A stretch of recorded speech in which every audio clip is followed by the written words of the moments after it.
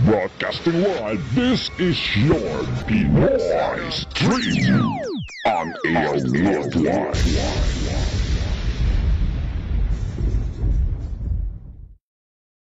Ang susunod na palatuntunan ay isang bayad na pagsasahimpapawid. Ang mga salita, opinyon, kuro-kuro at komentaryo na inyong maririnig ay mula sa tagapagsalita lamang at walang kinalaman ang pangasiwaan ng himpilang ito.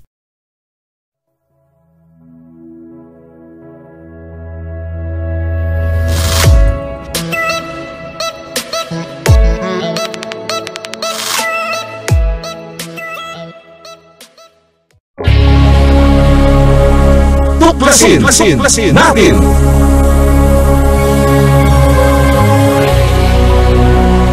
Ang palatuntunan sa radyo na tutuklas ng dapat malaman ng sambayanan. Maninindigan sa katotohanan. Tatalakayin at hihimayin ang mga kaalamang pangkalusugan, siyensya at teknolohiya, agrikultura, ekonomiya, maging mga usaping legal at isyung panlipunang dapat ibahagi, magsisilbing tulay ng mga karaniwang tao upang maiparating sa pamahalaan ang mga mungkahi, hinaing at pulso ng bayan, ipaglalaban ang karapatan ng mamamayang Pilipino. Babatikusin ang mga salot sa lipunan, pupurihin ang mga gumagawang kabutihan at naninindigan sa katotohanan. Tuklasin natin! Tuklasin natin! Ang tuklasin natin ay handog sa inyo ni Cathy Cruz.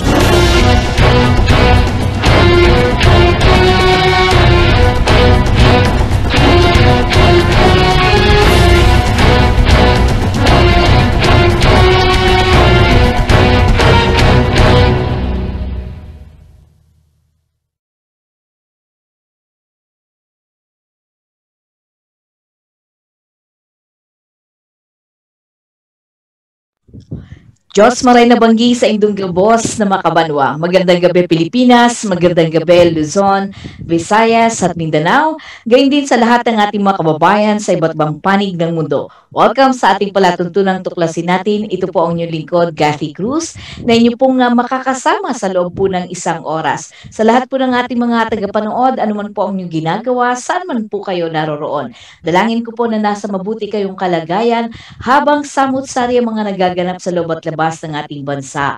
At syempre po, sa lahat po ng nais pong magtanong at mag-participate po sa ating palatuntunan, mag-iwan lamang po kayo ng mensahe sa ating mga Facebook pages at YouTube account na kung saan po ninyo mapapanood ang video po na to. At syempre, maaari rin po kayo mag-text sa 0915-258-4091 o mag-iwan po kayo ng sulatroniko, magpadala po kayo ng sulatroniko sa tuklasin natin at yahoo.com kung may nais po kayong ibahagi na impormasyon o nais po ninyong mungkahi po na nais po ninyong tulakay natin. Anyway, ngayon pong gabi ay isa na naman pong kwento po ng pag-asa mula po sa ating mga kababayan na kung saan ay tinulungan po ng mga ahensya po ng ating pamahalaan. Kung sino yan ay ipapakilala ko po sa inyo ngayong araw na ito, ngayong gabi pong ito. At ang ating pong makakasama ngayon ay walang iba po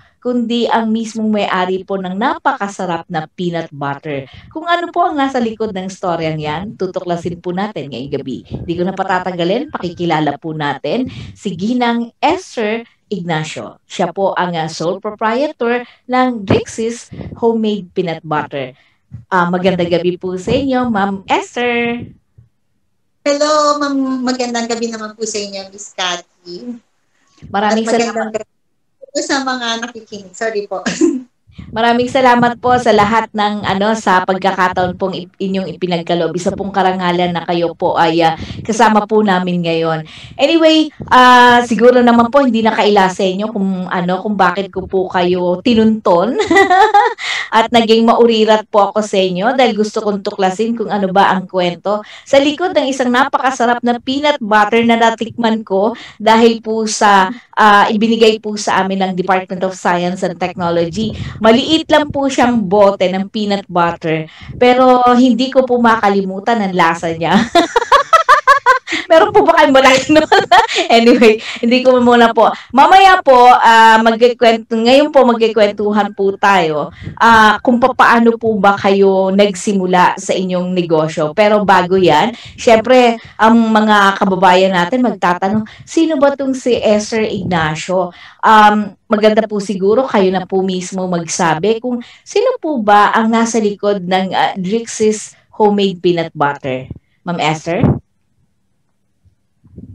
Okay po, ako po si Esther Ignacio. Tubo po akong taga Dampalik, Malabon, 47 years old. At isa lang po akong, bago ako nag-peanut butter, isa lang po akong housewife. And yun nga po, dahil siyempre po lumalaki po yung pamilya. Kailangan sa isang pamilya magtulungan dahil hindi naman kaila sa lahat na medyo mahirap talaga yung buhay. Pero kahit ang Diyos sinasabi sa atin, tinuturuan tayo na para tayo mabuhay, kailangan natin magtrabaho. So, yun po, tinulungan ko yung aking mister na mag-isip kung paano paghanap buhay, yung makakadagdag sa pangangailangan namin. So, may nag-introduce po sa akin na pinsan ko from Muntinlupa para gumawa ng peanut butter. Wow! Yun po nung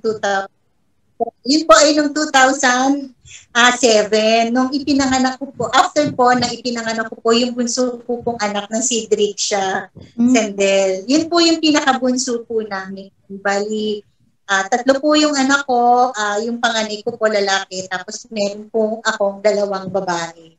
At yung Drixis, doon ko po kinuha yung pangalan na Drixis sa bunso ko pong anak na si Drix. Wow. Na si Drix, dahil po kasi nung ipinanganak siya, miracle baby po siya. We thought na hindi po siya mabubuhay kasi meron po akong abnormality during pregnancy ko po. So, hindi po namin inaasahan na yun po yung aming kumbaga yung highlight ng aming pagiging Kristiyano, doon po nag-start na magtiwala kami sa Panginoon dahil po parang naisip namin isa yung malaking parang hamon sa amin na magkakaroon kami ng anak. Kasi yung sabi po ng doktor sa amin, mabuhay man siya, hindi siya normal. So, nung akala namin during pregnancy ko, hindi siya mabubuhay. Pero nabuhay siya at sa awa naman po ng Diyos, normal siya. Kaya Salamat sa Diyos. Nung itinayo po namin yung peanut butter, sa kanya po namin ipinangalan. So, ngayon, pagka nagkakalokohan kami, kaya pala nabuhay si Drix kasi siya yung gagamitin ng Panginoon para makilala yung produkto namin. Kumbaga kasi dahil nga nakapangalan sa kanya. So, doon po yung nag-start. Nakakatuwa. Anyway, may presentation po kayo, no? Siguro i-share natin at para mas mapalawig po nyo ang nais po ninyong ibahagi sa ating mga kababayan. Tulungan sa ating buhay, no? Yan. Okay ba? Nakikita mo ba? Yan. Opo, nakikita ko na po. Okay.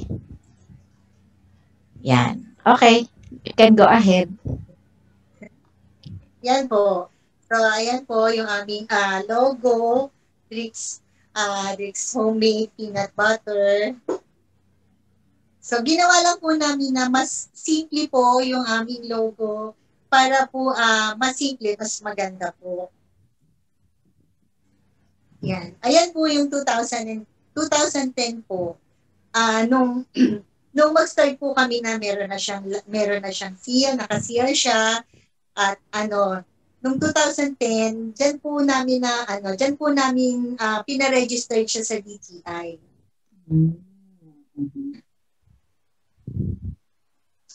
Tapos po, ito po, recently po, nung after po na mabigyan na po ako ni Shell ng DOST, ng sariling machine, isa po ang Shell Select Store na kumuha ng produkto namin para po ilagay sa kanilang mga shops. Yan. So, ayan po. yung mga yung mga shops po ng ng Shell. Actually, yung nagpasok po sa akin diyan na isa pong group which is SRAP group.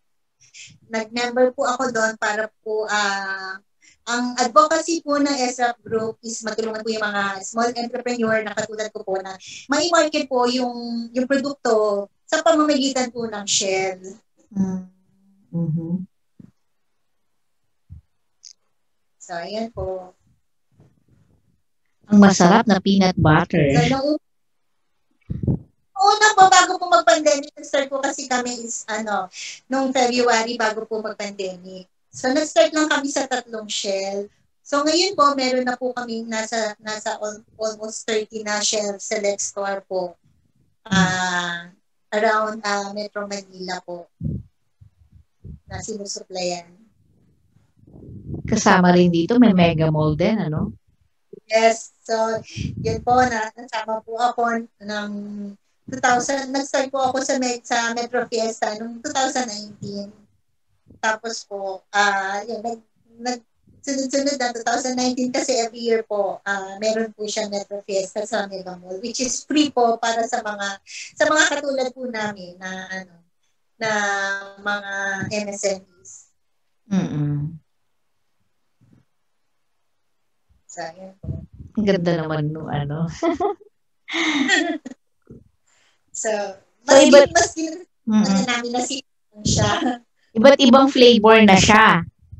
Opo. Nung nag-start kami, isang flavor lang which is yung plain.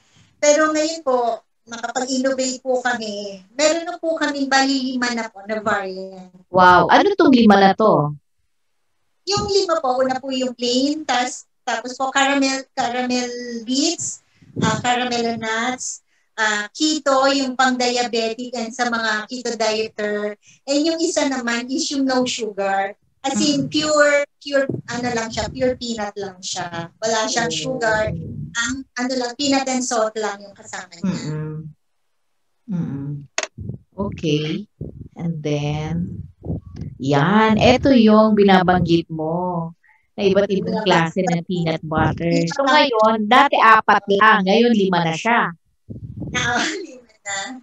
Kasi yung isa walang label. So we are, yung inopen namin yun sa mga resellers. Kung gusto nilang i-rebrand, yung no sugar, open kami po doon. So yung iba po, nire-rebrand nila.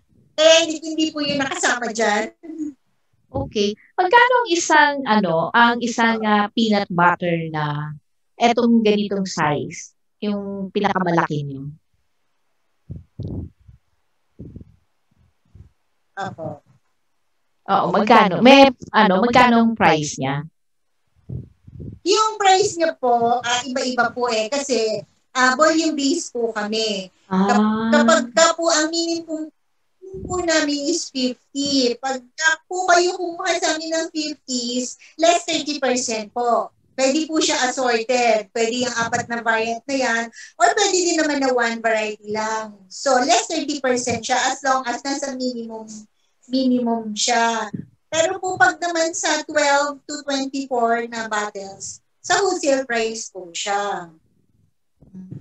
Tapos yung SRP niya, actually, hindi po kami nagbibigay ng, halimbawa po, meron pong tatawag sa amin, gusto lang niya, isa lang. Hindi po kami nagbibigay kasi po, binibigyan daan po namin yung mga resellers na sila na po yung magbenta kung sino man po yung mag-i-inquire sa amin. Maliban lang po yung dito sa mga kasama ko sa church kasi nare-reach ko naman sila eh. Kumbaga, possible naman na maano ko sila. Pero yung sa ibang lugar, binibigyan ko po ng privilege yung mga resellers ko na sila na yung magbenta dun sa mga nag-i-inquire sa akin. Kaya ginagawa ko, sinasadya kong taasan yung price ko para hindi sila bumili sa akin.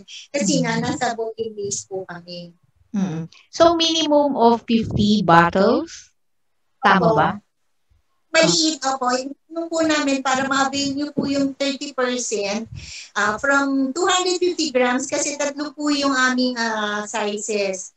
250, 350, and 500 grams po. So, pwede nyo orderin yung 3 ano na yon, tatlong sizes na yon, as long as 50 po yung kukunin ninyo, bibigyan po namin kayo ng 30%. Oh, okay. Opo. Yan. So, yan ang masarap na peanut butter. Pero, curious lang ako, Ma'am Esther, paano nangyari na, peanut butter? Kasi ang dami mo naman pwedeng gawing negosyo, di ba? Tapos, paano pumasok ang iba't ibang ahensya, katulad ng DOST? Oo. Go ahead, Ma'am Esther. Totoo po. Ang totoo po kasi, ma'am, bilang born again Christian, naniniwala po kasi kami na yung lahat ay pinayagan ng Diyos na mangyari. All things work for good. So, nung one time, naggagawa kami ni husband, medyo nagkamali kami sa pag-process namin. Parang meron isang ingredient doon na naisip ko parang kalimutan ko siyang ilagay. So, nag-add ako ng ingredient. So, pag-add ko ng ingredient, parang tingin ko napasama. Sa tingin ko yun, napasama. So, dahil parang nang hihinayang kami na, na ibenta sa iba. Kasi, syempre, yung mga critics, lalo na kung may mga competitors ka, parang nahiya kami ibenta sa iba. So, naisip lang namin, sa mga kapatiran sa church, doon namin siya binenta. Mm-hmm. So, nung sabi namin, sayang kasi dahil isang timba siya. Yung isang timba kasi consists of 40 bottles. So, medyo malaki din, medyo malaki din halaga yun. So, sabi namin, inta na lang namin siya sa mga kapatiran. And apparently, hindi namin inaasahan na yung magugustuhan ng kapatiran. So, sabi nila sa amin, gusto nila pag-order sila, ganun klase ng peanut butter. Okay. So, parang sa pinapansin nung una kasi inisip namin baka sila lang o syempre kapatiran mo baka gusto lang nila appreciate lang. Oo, makapakita lang ng appreciate nila. So, parang hindi namin siya pinansin.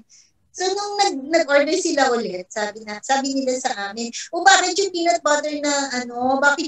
butter na in-order namin, wala siyang pumuputok. Sabi ko, anong pumuputok? Sabi ko gano'n. Sabi niya, yung crunchy. Sabi ko, ay gano'n ba? Yun talaga yung gusto nyo. Sabi ko, kasi talagang nagkamali lang kami sa paggawa nun. So, nung sinabi nilang, hindi, Esther, masarap. Sabi niya gano'n. So, doon na po nag-start. Na nung sinabi nila na masarap, ituloy mo yan, ganyan ang gawin mo. So, naisip ko, for ilang years, gumagawa kami ng peanut butter, sa ang daming competitors na gumagawa ng peanut butter. Why try na maiba naman yung sa amin, ma-innovate namin na pag sinabing peanut butter, hindi siya as in plain lang na peanut butter. So, inisip namin kung sige, gagawin namin. Eh dahil hindi ko naman nakakalimutan kung paano ko yun ginawa, so ginawa namin. Until yung lahat ng mga nakakausap namin, na comments nila and feedbacks, nasasarapan sila kasi ang sinasabi nila, parang kang kumain ng peanut brittle ng Baguio. Na kahit yung mga bata maliliit, yun yung kanilang comment na masarap siya, na ganoon. Hanggang sa nagtuloy-tuloy na siya na nagpa-process kami, puro ganoon na caramel. Until nga sinabi nga sa amin na sige, ituloy na yan kasi wala pa sa Pilipinas na gumagawa ng peanut butter na may caramel bits. So, yun po, tuloy-tuloy na namin ng yung paggawa ng, kaya lang, dahil nung mga panahon po na yun, wala kaming sariling gilingan. Napakahirap. Magdadala ka ng peanut butter sa palengke. Una sa lahat, alam naman natin pag palengke, hindi siya ganun ka-sanitize. Yes, oo. Kasi hindi mo sarili, oo. Siya sarili. And dahil kasi talagang love kong magluto, hindi ako maka-create ng sarili kong gusto. Yung halimbawa, mag-experiment ako ng ganito, hindi ko siya magawa. Siyempre, pag pumunta ka ng palengke, ilalagay lang siya sa gilingan, hindi lang, ganun lang siya. Oo. Nag-wish talaga ako na sana, Lord, someday, magkaroon kami ng sariling gilingan. Na yung kami mismo talagang magigiling, na wala kaming parang kasi yung costing mahal din eh. Dadali mo siya sa palengke, magbabayad ka ng magigiling, yung transpo, babalik mo ulit sa mahirap siya talaga. So, doon sa bagay na na-discourage kami, ma'am. Na-discourage kami, huminto kami ng paggawa ng peanut butter kahit alam namin na merong nagkakagusto. Nag-ship ako sa ibang negosyo, which is yun nga, yung Pansit Malabon. Kaya lang, umandar na naman yung pagiging Kristiyano namin na bakit hindi kami naging successful. Sabi ni husband ko, baka hindi ito yung plano ng Diyos para sa atin. Balikan mo yung unang mong natutunang negosyo, balikan mo yun. Yun ang pagtuunan mo ng pansin, doon ka mag-focus. So, nung after ng Pansit Malabon, ginawa ko dahil expired na yung aming DTI registration. Nung mag-receive ako ng DTI registration ko, nagkataon na open sila for mentees yung sa DTI po ng Go-Negosyo na kumukuha sila ng gustong matuto sa pagninegosyo na magsiseminar ka in 3 months na kailangan continuous weekly na magsiseminar ka, may mga modules.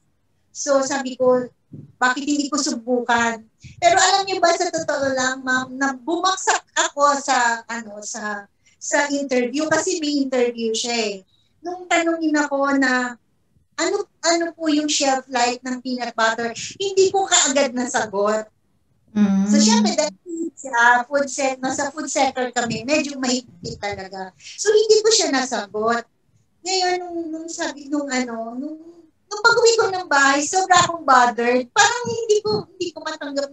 Bakit hindi ako pumasa? Bakit kasi parang walang magandang feedback dun sa Tapos, nung na yun, nung kinabukasan, dahil may production kami, nagtanong ako, sabi ko, ma'am, ano po ba bumalik ako sa Go-Negosyo Center dito sa Malabon. Sabi ko, ma'am, ano po ba yung criteria nyo para mapasali dun sa programa na inilulunsad nyo? Sabi niya, wala, basta po 1 year kayo lang na may negosyo, na registered ng DTI, and at least 18 years old, naisip ko, sabi ko, yung mga criteria naman yun, qualified naman ako, pero bakit parang hindi ako nakapasa? So sabi ko ni negosyo, sir, gusto niyo ba, ma'am, i-re-interview kayo? Nagkataon po, nung sinabi ko sa akin na magpa-re-interview po ako, nagpa-process kami ng peanut butter, sabi ko, sige ma'am, magpa-re-interview ako. O gusto niyo ba ngayon? Kasi babalik sila dito. Nagdala po ako ng sample ng peanut butter ko. Yung talaga pong determinado ako na makapasok kasi parang naisip ko na baka yun yung sakali na way na matulungan ako ng makalaan doon sa kailangan kong hilingan.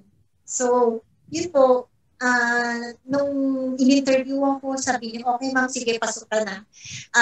Isasama na kita sa mentees ng Kasi bali, ang kinuha po nilang mentees, Kamanaba, yung Kamanaba area. Isa po ako doon kumuha sila ng 20 na mentees sa Kamanaba area. So, yun po. So, akala ko ganun lang. O, sabi po ni Go-Negosyo Center, sa May 18, ilo-launch po yung KMME. Punta po kayo sa Crown Plaza, doon po yung launch. Alam niyo, sa totoo lang, wala akong alam sa mga hotels, wala akong alam sa mga ganun. Kasi dito lang talaga ako sa Malabon. Alam niyo ba, na-amaze ko? Nung makarating ako ng Crown Plaza, na-amaze ako. Kasi sabi ko, Panginoon, ito ba talaga? Parang hindi po ako makapaniwala. Kasi kung minsan tayo parang ang akala natin si Lord is good lang. Pero ang totoo, God is a wonderful God and an amazing God. Sabi ko, Panginoon, nandito ba ako talaga? Parang mga kasama ko, mga kilalang tao, may-ari ng potato corner, ng French baker, ng Remily's cake, yung bang mga ganun. So, yun, doon na po nag-start na nung weekly, nung nagka-training na kami, nakilala ko na po si DOST, yung pong ganun.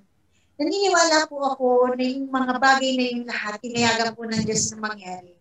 Yung una na hindi ako nakapasa, siguro sinubukan din po ako ng Panginoon kung kahit ba ako hindi nakapasa, magpapatuloy pa rin ba ako o mawawalan na ba ako ng pag-asa. So nagpatuloy po until nung natapos ko po yung KMME, nakagraduate ako. Ayun po, nag-apply na po ako dahil open po CDOSC ng setup. Yun po yung setup program nila ng mga yung machine. Nag-apply po ako. And salamat po sa Diyos dahil yung lahat po ng tao na kailangan ko po para maitayo po itong business. Si Lord talaga ang nagbigay sa amin ng mga tao mababait na talagang sila yung tumulong sa akin na i-process yung dokumento namin para po maging qualified po kami sa pagkuha ng machine. Kaya ito po, 2019, nagkaroon na po kami ng sarili naming machine. Wow. After po nung makagraduate ako ng 20, ng KMME, 2019 po, nagkaroon na po kami ng sariling machine. Ayun po yung sa hanggang ngayon po, kumikilos po yung Panginoon na kung minsan nagugulat na lang kami, yung production nyo na handoon. So, nung una po, nung nagkaroon kami ng machine, sabi ko kay husband, papunta tayo sa ganito, mag-alok tayo, punta tayo sa ganitong bakery, mag-alok tayo. Alam nyo, hindi nangyari yun. Kasi yung Diyos mismo, ang kumilos, siya yung aming marketing agent.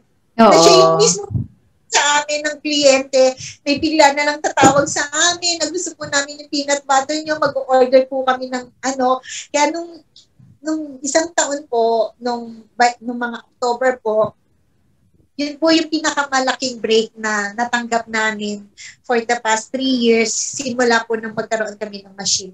Dahil hindi po namin inaasahan na meron po magtitiwala sa produkto namin. Isang Chinese na ginawa niya po sa peanut butter namin, pinanregalo niya po sa mga kumpanya na kung saan sinusuplayan po nila ng kasi itong pong businesswoman na to is ang trabaho po nila is meron siya pong machinery, industrial machinery. So marami po silang kumpanya ng mga kliyente. Doon po nila pinagbibigay yung mga peanut butter namin. Yun po yung kauna-unahan na PO namin na 3,000 na bottles. Yun po yung pinakamarami namin orders. Sa 3,000 na bottles ang in-order po sa amin. Isa pong malaking break yun. Hindi po dahil nagkaroon kami ng pera dun sa 3,000 na bote, kundi naisip po namin yun po yung paraan ng Panginoon para makaabot po dun sa iba-ibang mga tahanan. Tsaka mga companies yun diba? Opo, yun po. So, yun po. Lahat po talagang ipinaubaya po namin sa Panginoon kung saan man po niya dadalhin yung peanut butter po namin. Yun po yung ipinapaubaya po namin sa Panginoon. Yan po. Nakakatuwa naman. Pero magandang kwento. It's very inspirational. At kumbaga kwento talaga kung paanong parang Diyos yung pumili sa'yo na ito yung pasukin mong negosyo. Kasi sa totoo lang, ang daming pwedeng maging negosyo, 'di ba? Kaya yun kagad yung tanong ko sa inyo. At kumbaga, parang nilid ka papunta doon. Kaya nga tama rin naman yung naisip ng asawa mo na bakit hindi mo balikan yung unang ginawa mo. So, dahil kumbaga siguro binigyan din siya ng wisdom yung asawa mo.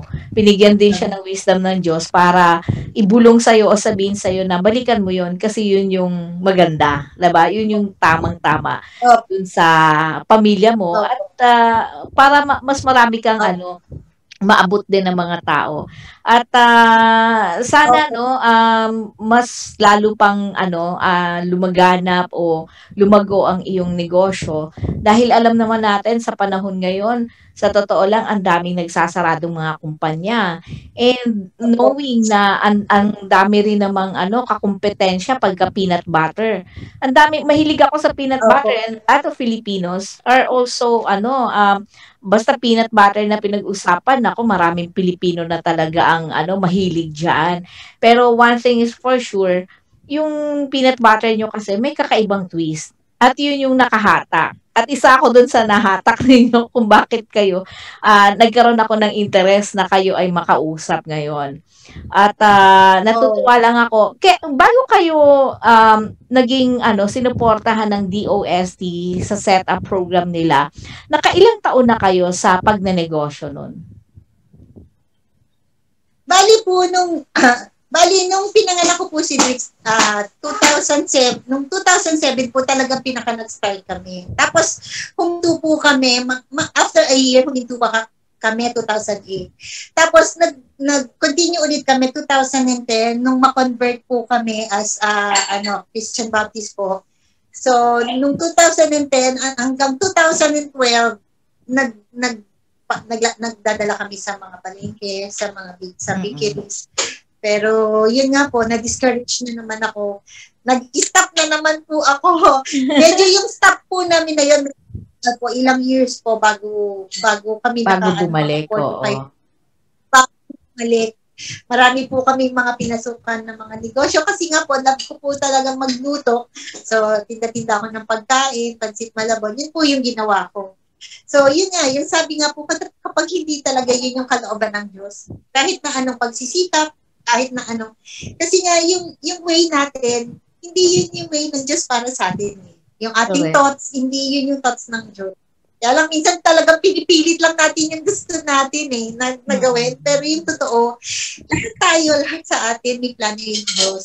Matuto lang talaga na makinig.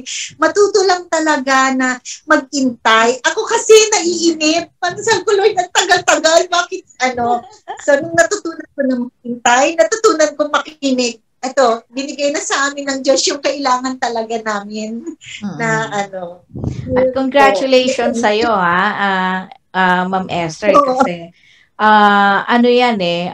kumbaga it's your accomplishment. Hindi lang bilang isang nanay na kumbaga parang regalo sa'yo ng Diyos yung anak mo, dun mo pinangalan, kaya parang habang nabubuhay din yung anak mo, buhay din yung negosyo mo. Kasi sa kanya mo pinangalan mismo 'di ba? So parang sinasabi kung saan ka pa naghahanap, eto na nga yung binigay sa'yo, 'di ba? Yan yung yan yung counterpart nung anak mo, parang ganun yung sinasabi sa'yo. Opo, yan nga po. Okay, maganda siguro sa huling bahagi ng ating palatuntunan dito sa tuklasin natin. Gusto ko lang din na mag-iwan ka, baka may nais kang sabihin sa lahat ng ating mga tagapanood ngayon para magbigay inspirasyon at habilin sa ating mga kababayan na nanonood ngayon sa iba't ibang dako ng mundo. Go ahead, Ma'am Esther. Opo, nais ko lang pong i-share sa inyo na marami sa atin, marami tayong gustong gawin. Lahat sa atin, sa hirap ng buhay talaga, gusto talagang kumita ng pera. Pero katulad po na na-experience ko, yung magtiwala po tayo sa Diyos. Sapagkat ang Diyos, sa lahat ng oras, mabuti siya. Alam niya kung anong kailangan natin, alam niya kung saan siya tutulong, at lagi siyang perfect timing. Kung minsan kasi hindi lang tayo hindi lang tayo marunong maghintay. Pero ang totoo po, kung matututunan natin makinig, matututunan natin maghintay, yung pag-asa, nasa Diyos po iyon Wag lang po tayo mawalan ng pag-asa. At kahit na dumadating po tayo doon sa point na akala natin yun na yung last resort natin, hindi pa. Kasi kailangan natin na patuloy pa rin na magpatuloy hanggang sa makamit natin yung pangarap natin. Kasi pag huminto tayo, wala na siya, hindi na talaga natin makukuha yung pag-asa. Pero kung nagpapatuloy tayo, yung pag-asa na handyan basta magpatuloy lang tayo magtiwala sa Diyos kasi ibibigay niya kung ano talaga yung kailangan natin. Sobra pa doon sa inaasahan po natin. Yun po. Yan, thank you so much, Ma'am. At sana hindi ito ang una at huli na bahagi ka ng palatuntunan ito. At kung may nais ka pang ibahagi sa ating mga kababayan, ay bukas ang palatuntunan ito para sa Drixie's Homemade Peanut Butter. At marami pong salamat at magandang araw. Opo, magandang araw din po sa iyo, Ma'am Cathy. At doon po sa mga gusto po, pahabol lang po. Kung Sige po, go sa ahead. gusto makatikim po ng peanut butter namin, pwede po kayong mag-message sa akin doon po sa page po ng Dritsis, kung saan katulad ni Ma'am, doon po niya ako, doon siya nag-reach out sa akin, o pwede niyo rin po akong hanapin sa Messenger. Kung gusto po ninyo, nabigyan ko kayo ng sample, pwede ko po kayong bigyan ng sample kung talagang interesado po kayo sa produkto namin. Yeah, Yan thank po. you so Marami much. pong salamat. Thank you so much. Please stand by. Diyan lang po kayo dahil mag-uusap pa po tayo after this program. So, sa lahat po ng ating mga tagapanood, please stay tuned sa ating palatuntunang tuklasin natin at pakinggan po muna natin ang mga tagapagtaguyod ng palatuntunang ito. Stand by. Kayo'y nakikinig sa Tuklasin Natin. Sa programang tuklasin natin is huwag tayong mawala ng pag-asa. Okay? At saka, lagi tayong gumawa ng kabutihan. Yun po. Kasi yung collective consciousness, pag lahat tayo nag-iisip ng kabutihan at nag-iisip ng kagandahan, magmumultiply yan eh. Magmamanifest yan sa physical na mundo. Kaya nga meron tayong kasabihan na as within, so without, as above, so below. Kaya yung power ng prayer, mahalaga yan para sa atin lahat. Yung mga gustong tumutok, yung aking social media accounts na Nick Nangit, Musician Spirit Quester page, o kaya Nick Nangit NCNLO. At lagi nilang panoorin yung mga vlogs ko sa YouTube, Nixtradamus channel. Maraming salamat, Miss Cathy. Kayo'y nakikinig sa Tuklasin Natin. Visco Philippines, manufacturer and designer of food processing and packaging machines, recognized by Department of Science and Technology and Department of Trade and Industry. For inquiries, call telephone number 02-829-42222 or send an email at nescofields@gmail.com or nescofields@icloud.com. You can visit at 40 T. Santiago Street, Canumay West, Valenzuela City. Patuloy po kayong makinig sa palatuntunan ng tuklasin natin kasama si Cathy Cruz. Ako po si Aileen Abelardo, Duty Hydrologist ng DOST Pag-asa. Dahil dito sa tuklasin, tutuklasin ang dapat malaman ng sambayanan.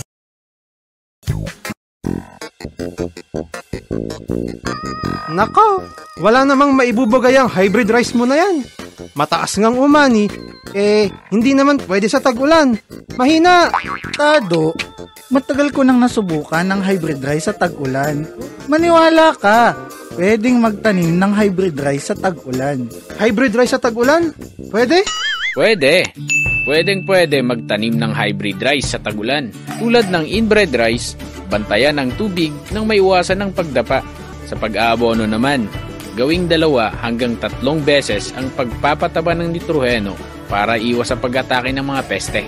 Tandaan, hybrid o inbred rice man, siguraduhin tama ang pamamahala mula sa pagpili ng binhi hanggang sa pag-aani. Magtanim ng hybrid rice sa tag-ulan man o tag-araw. Siguraduhin lamang ang COP sa inyong lugar. Para sa karagdagang impormasyon sa pagpapalayan, mag-text o tumawag sa PhilRice Tech Center bilang 0917-111-7423. I-follow din ang PhilRice Facebook page ng updated ka sa usaping pagpapalayan. Parehas lang na 9 na tonelada ang ani namin sa Mestizo 1 bakit ang balita mas mataas ang kinita ni Maring Bebang? Like, how? Maring Bandang, naririnig kita. Imbes kasi na pinagiling ko na puting bigas, ay pinagiling kong brown rice ang Mestizo 1 ko. Ibig sabihin, mas malaki ang kikitain kapag ginawang brown rice ang hybrid rice? Check, mare! Mas mataas ang kita kapag pinagiling na brown rice ang hybrid rice. Aabot sa 1 tonelada ang dagdag bigas. Alis na ako, Maring Bebang. Hahabulin ko yung Mestizo 1 ko. Baka pwedeng ipagiling na brown rice. Sagarin ng pakinabang sa palay. Ipagiling na brown rice ang inyong hybrid na palay. Mas mataas na ang kita, mas masustansya pa ang brown rice kumpara sa puting kanin. Para sa karagdagang impormasyon sa pagpapalayan, mag-text o tumawag sa PhilRice Tech Center bilang 0917-111-7423. I-follow din ang PhilRice Facebook page ng updated ka sa usaping pagpapalayan. Hybrid paalala. Hindi totoo na mas marami ang kailangang pataba ng hybrid rice kumpara sa inbred rice.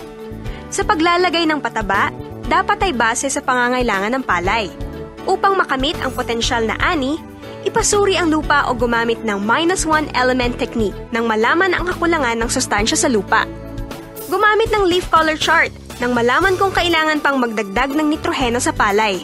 Tandaan, hybrid o inbred rice man, siguraduhing tama ang pamamahala mula sa pagpili ng binhi hanggang pag-aani. Para sa karagdagang impormasyon sa pagpapalayan, mag-text o tumawag sa PhilRice Tech Center bilang 0917-111-7423. I-follow din ang PhilRice Facebook page ng updated ka sa usaping pagpapalayan. Okay, tayo po ay muling nagbabalik dito pa rin sa ating palatuntunang tuklasin natin. Ito po ang inyong lingkod, Kathy Cruz, na inyo pong nakakasama sa loob po ng 1 oras. At napanood po ninyo ang ating pong panauhin ngayong gabi. Walang iba po kundi si Esther Ignacio. Siya po ang may-ari po o nasa likuran ng napakasarap na Drix's Homemade Peanut Butter. At nakita nyo o narinig po ninyo ang kanyang mga tinuran kanina, yung kanyang mga sinabi at talagang sana ay magsilbing inspirasyon po sa inyo pong lahat na nanonood po ngayon saan man po kayo naroroon. Pero napakabilis po ng oras, 1 oras na naman ang nakalipas, katulad ng layunin ng palatuntunang ito. Patuloy naming tutuklasin ang dapat malaman ng sambayanan. Tandaan po natin, batay sa Saligang Batas ng Pilipinas ng 1987, Article 2, Section 9, na dapat itaguyod ng Estado ang makatwiran at dinamikong kaisang panlipunan na titiyak sa kasaganaan at kasarinlan ng bansa at magpapalaya sa sambayanan laban sa kahirapan sa pamamagitan ng mga patakarang nagtatakda ng sapat na mga lingkurang panlipunan, nagtataguyod ng pagkakataon na makapaghanap buhay ang lahat, umaangat na standard ng pamumuhay at ng lalong mainam na uri ng buhay para sa lahat. Muli na naman pong magpipilid ang aming palatuntunang tuklasin natin, naway magsilbing gabay at tulong ang makaalamang iyong narinig at nag-iwan sa inyo ng pamatagalang kakintalan. Sama-sama po tayong manindigan sa katotohanan nang hindi tuluyang mawasak ang ating lipunan. Kathy Cruz po ang inyong nakasama sa nakalipas na 1 oras. Sa ngalan po ng pamunuan ng Katipunan Channel at mga nakaagapay natin na sina Ver Archivido at Roxanne Suba, gayon din sa ating Pinoy String Versatile Radio Family, kay Levi Tixon, kay DJ Marshmallow, at sa ating din kasamahan sa himpilan na walang iba kundi si Jovi de Guzman, at gayon din ang ating pong kakampi online na napapanood po sa iba't ibang dako pa rin ng mundo, at sa ating mahusay at napakabuting panauhin po ngayong gabi na walang iba kundi si Ma'am Esther Ignacio. Kami po ay pansamantalang magpapaalam at nagpapasalamat po na sinamahan ninyo kami sa loob ng 1 oras dito sa ating palatuntunang tuklasin natin. Hanggang sa susunod na pagtatanghal, magandang gabi po sa inyong lahat.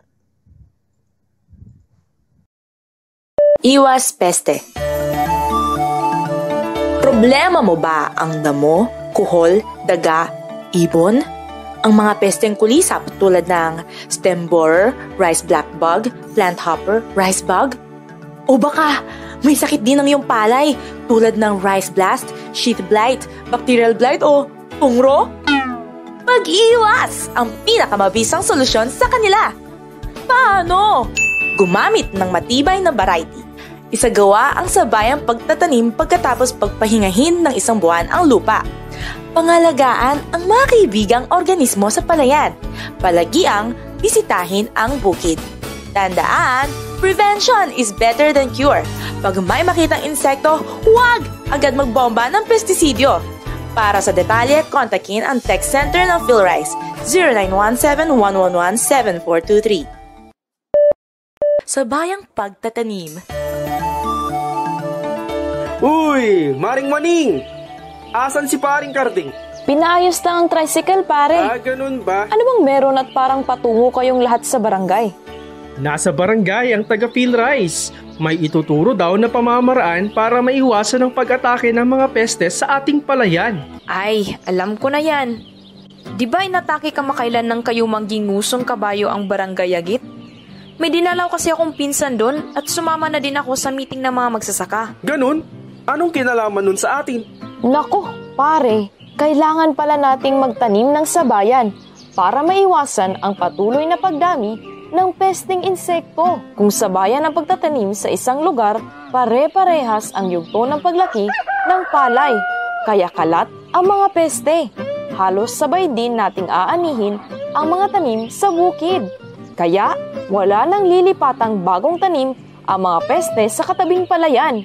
Mawawalan sila ng pagkukunan ng pagkain at mapuputol ang inog ng buhay ng mga peste at sakit sa isang lugar. Pero paano daw isinasagawa ang sabayang pagtatanim? Dapat lang matapos tayong lahat na magtanim ng hindi lalampas sa isang buwan sa mga katabing bukid. Marami pa itong benepisyo sa pagpapatubig. Sa barangay mo na alamin at sak gutom si kumpare mo pagbalik. Magluluto na ako. Pwede mo din kontakin ang PhilRice Tech Center 0917-111-7423. Naiwasan ang sobra o kulang na tubig na nakakaapekto sa paglaki at ani ng palay. Hay, lahat na lang ng mga pagkain at bagay nagmamahal. Pati si Bong, ang anak kong nagbibinata, nagmamahal na din. May pinagdadaanan ka ba, Maring Waning? Iniisip ko lang, paring Mario, kung paano pa kami makakatipid sa pagpapalayan. Yan kasi, Mare Sumali ka kasi sa mga patraining ng Department of Agriculture. Alam mo ba na kapag ang tubig sa palayan ay napamahalaang mabuti, makakatipid tayo ng 15 to 35% na gastos sa patubig. Ayon sa pag-aaral, umaabot sa 4,000 litro ng tubig ang magagamit kada kilo ng palay kung hindi tama ang pamamahala ng tubig. Samantalang nasa 2,600 litro ng tubig kada kilo ng palay ang magagamit kung tama ang pamamahala ng tubig sa palay. Paano baga ang tamang pamamahala ng tubig? Depende sa yugto ng palay, Mare. Pero dahil sa malapit na ang panahon ng paglilihi at pamumulaklak, tiyakin nating laging may mga 5 sentimetrong tubig ang bukid. Sa pagdating naman ng anihan, huwag nang magpatubig 1 linggo bago mag-ani para sa mga medyo pinong lupa o tuwing tag-araw. Pag tag-ulan naman, gawin ito 2 linggo bago mag-ani para sa pinong lupa. Madali lang palang tandaan ang kailangang lalim ng tubig. Oo, Mare, madali lang siya. Paano naman ang pagtitipid pag naglipat tanim? Sa paglilipat tanim naman, panatilihin ang 2 hanggang 3 sentimetrong lalim ng tubig sa pinitak hanggang 14 na araw. Pero generally, huwag nating hahayaang magkaroon ng malalim na bitak ang lupa sa alinmang yugto ng buhay ng palay. Abay, simple lang pala mga kailangan gawin. Pero, paano kung makalimutan ko ang mga tips na ito? Di patuloy ka pa ding maiinggit sa mga nagmamahal, Mare.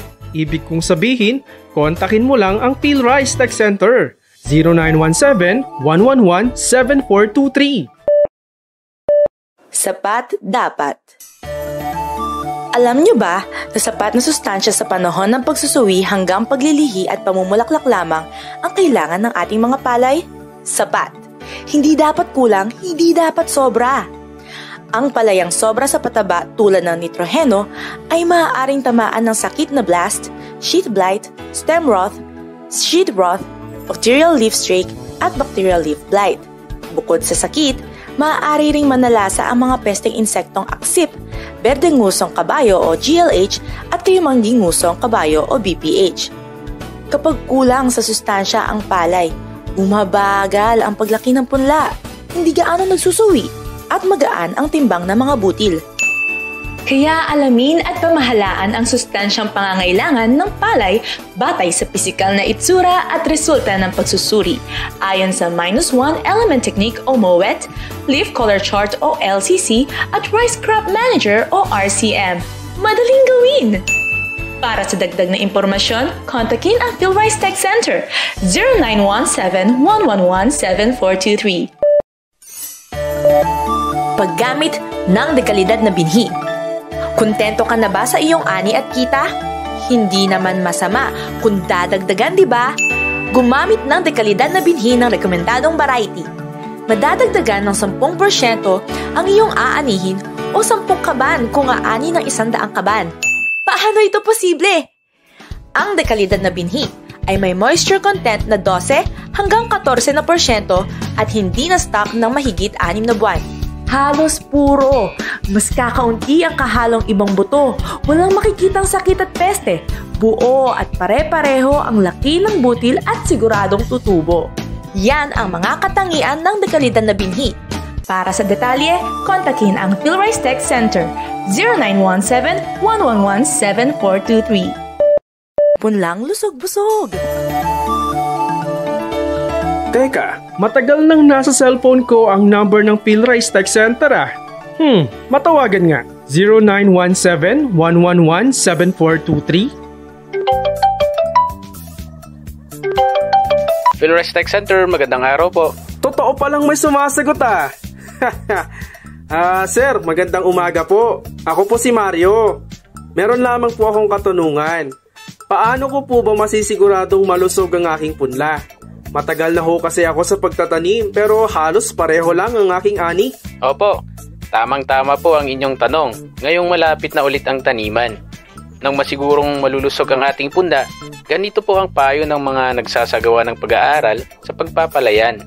Una po, tama ang dami ng binhing gagamitin. Sapat na ang 40 kilong binhi kada hektarya. Pangalawa po, may maayos na kamang punlaan at luwang na 400 metro kwadrado. Pangatlo po, magtanim ng 1 hanggang 3 punla bawat tundos sa agwat na 20 by 20 cm kung tagulan at 20 by 15 naman kung tag-araw. At panghuli po, siguraduhin pong maghulip sa loob ng 7 araw para sa mga nawala o hindi sinibulang tundos. Ganun po ba? Bago po sa akin ang tamang dami at agwat ng punlang itatanim. Opo, gumagamit po ba kayo ng messenger? Aba opo, meron po akong messenger. Ete-text ko po ang aking pangalan sa social media. Hihintayin ko po ang karagdagang impormasyon, sir ah. Marami pong salamat.